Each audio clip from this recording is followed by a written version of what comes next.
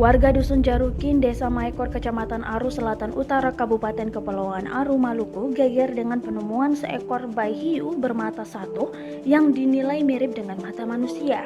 Bayi hiu yang putih cerah itu memiliki panjang sekitar 30 cm. Ikan itu ditemukan salah satu nelayan bernama Juman Selvara.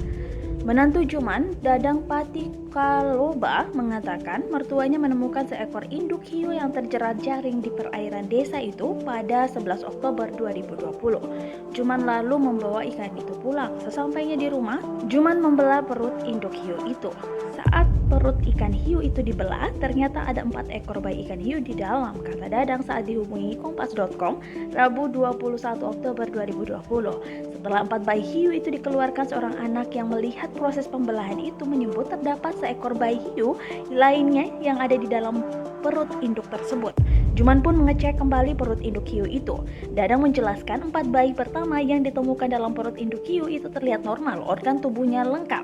Namun bayi hiu terakhir hanya memiliki satu mata yang mirip seperti mata manusia.